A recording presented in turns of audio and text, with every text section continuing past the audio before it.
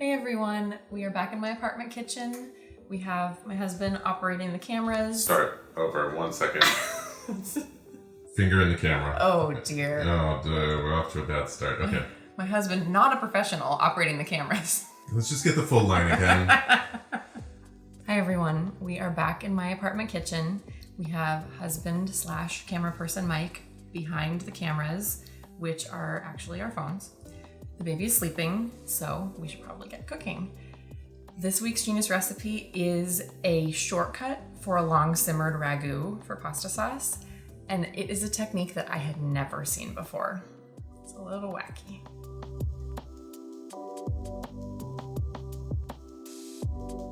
This recipe comes from Lyndsay Bettles, who is a contributor at the website Baby Chino. It was actually the first tip sent to me since we've all been sort of quarantining at home. It was sent to me by Nazli Samadzadeh, who is a former Food 52 editor and a friend of mine, who basically said, Kristen, I'm eating the most genius and quarantine-friendly recipe, and it comes from a baby website. So I was intrigued, I made it. It makes the most full-flavored ragu in a very, very short amount of time. Ragus are usually those Sunday sauces that you hear about that simmer all day on a Sunday because you're trying to develop all these layers of flavor with lots of pieces of meat and vegetables and herbs and garlic and all sorts of things, making this very full flavored sauce. This one does that, but only in about 10 minutes of sauteing time and then about a half hour in the oven. And the way that you go about getting that is that you chuck everything in the food processor, including some very flavorful ingredients to kind of speed to that outcome. So the first thing you have to do is just rough chop some things, which also saves you some time. You're not having to finely mince anything. So this is some fennel. So I'm just gonna cut this in big, rustic pieces because the food processor is going to handle the rest of the work. I am gonna take out the cores because sometimes the food processor struggles a little bit depending on how burly your food processor is. And then I think the key here is cutting sort of radially, like into the center. That way you don't have to cut from the side as well. You get these wedges and then just cut crossways into big chunks. The other key ingredients are tomatoes, it's a tomato sauce, and bacon, which gives it a ton of flavor really fast. So this is the part that was really, really surprising to me. I had never seen a recipe that had called for a meat like this to be just thrown in the food processor with vegetables. I've seen homemade sausages. I even made actually hot dogs in culinary school in a food processor. So if you're making like a pate or some kind of meaty thing, I've seen that before, but I've never seen just trying to chop pieces of flavorful meat like bacon alongside vegetables. And it's really, I think, what gives this ragu tons and tons of flavor really fast.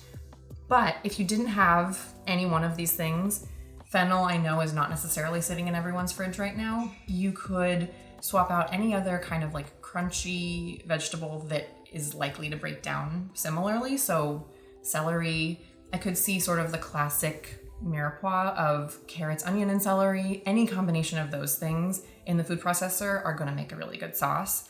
But really, I think any vegetable that you have that you wanna use up and you think might be kind of tasty in a sauce, even something like broccoli or zucchini. Mike is shocked. Even that. Even those. You could have a broccoli pasta sauce, I'm just saying.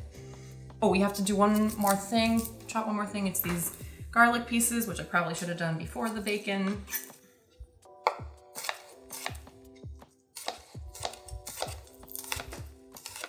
And then, the last thing that I forgot, rosemary sprig just needs to be picked, which should be very easy.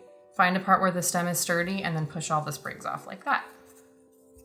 And then these are pretty easy, where it's soft, to just pick off. All right, that's it. So the other ingredients that are gonna go in are fennel seeds and red chili flakes. And I think that's it. Oh, and these tomatoes. One thing I love about this recipe is that Lyndsay explained that her reasoning for it is that she likes to make really simple recipes that introduce people to new flavors. So if you think you don't like fennel, but you taste it in this sauce with tomatoes and bacon and garlic, there's a very good chance that you are gonna like the fennel. So I appreciate that, especially as someone who is trying to get her baby to eat new things. And as you've seen in past videos, it isn't always successful. One other thing I should tell you about this is the recipe calls for a liter of tomato passata because Lyndsay lives in Dubai and she's originally from London, so she's working in liters. And I think that tomato passata is a little bit more readily available there. It's a form of canned tomatoes that is uncooked and pureed, I believe. We have access to it in the United States. It's often called strained tomatoes, but if you have other kinds of canned tomatoes like I do, here was my hack. So first I'm gonna puree my tomatoes.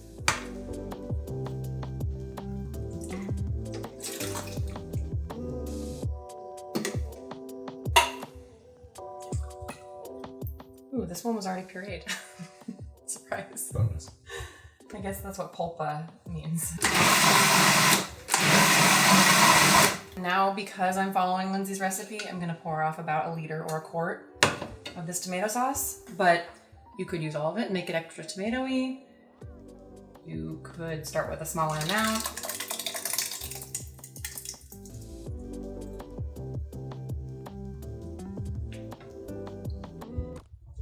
Okay. I'm just gonna use all of it. There's not very much left behind. This is the part where I have to warn you. The first time I made this, I had 2 giant fennel bulbs and I tried to put everything in the food processor at once and it was up to here and it struggled. It kind of pureed the bottom, left a few giant chunks. I don't recommend that. If you feel like your food processor is getting really, really full, do it in 2 batches. So we'll see how far I get here.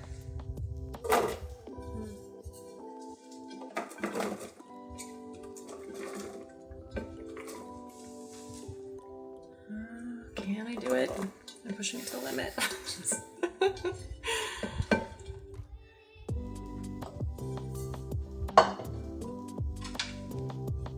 is the real test. Fool me once. Do as I say, not as I do. I think it's gonna be the real test here.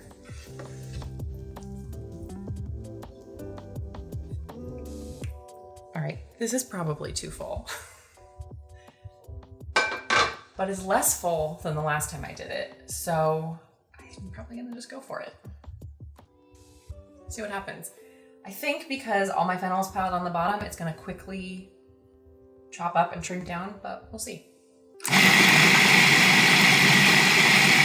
Isn't that amazing that you can chop up fennel and bacon and it can just turn to this like fine mulch like this? Here, come back. Check this out. Isn't that crazy? That's crazy. I'm impressed.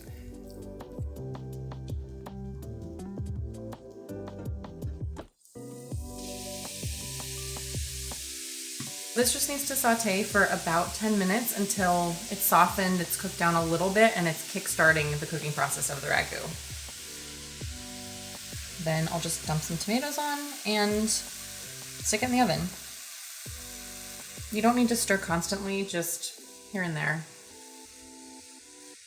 Make sure it's not burning. So I kind of breezed past the whole fennel thing without explaining what's so great about these guys. So this recipe has a ton of fresh fennel in it, which has a fairly mild flavor, especially once you've sauteed it with all these other good things. But to amp up the fennel flavor, Lyndsay includes fennel seeds, which is part of her mission of introducing new flavors in simple recipes. So what I love about fennel seeds, when you smell them on their own, or taste them on their own, they taste a lot like licorice, but they do really nice things in savory recipes. Even if you think you don't like the flavor of fennel, if you like the flavor of Italian sausage, then you like the flavor of fennel, because that is a key spice in Italian sausage. So I think of fennel seeds whenever I'm thinking of making something savory, something meaty with tomatoes. I think fennel goes really, really well there. If you don't have them, you can leave them out. I did that the first time because I didn't have any fennel seeds at the time. Or you can swap in another spice. Can I just use licorice? No.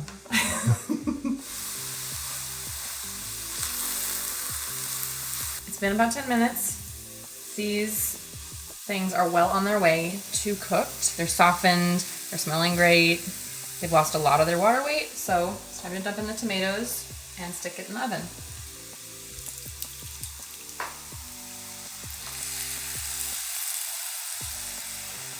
You gotta stir it in though. I didn't mention that part. Did you hear how the liquid of the tomatoes just silenced that saute? Okay, that's well stirred.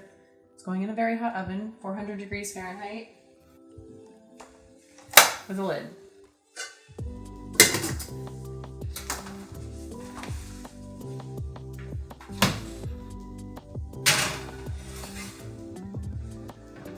So that sauce just needs to roast for about 30 minutes. In the meantime, I can get my water boiling for my pasta.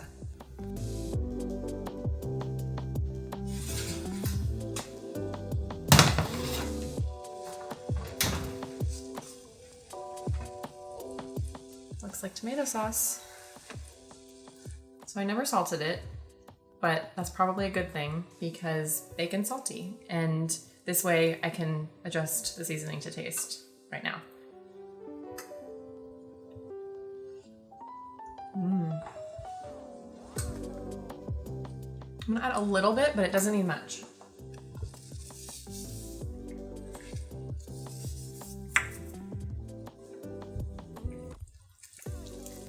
I'm gonna sauce this pasta.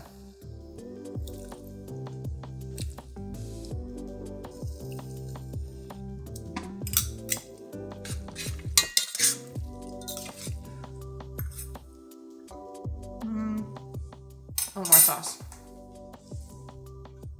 All of that fine, soft texture and like lovely flavor came from the food processor. But the good thing is, even if you don't have a food processor, you could still make this sauce. If you have one of those mini food processors, just use that, but cycle it through in smaller batches. I didn't have a food processor myself for years until very recently. And I made a lot of recipes that were intended for a full-size food processor in one of those really inexpensive mini choppers. It worked fine. You also could just take your time and hand chop everything.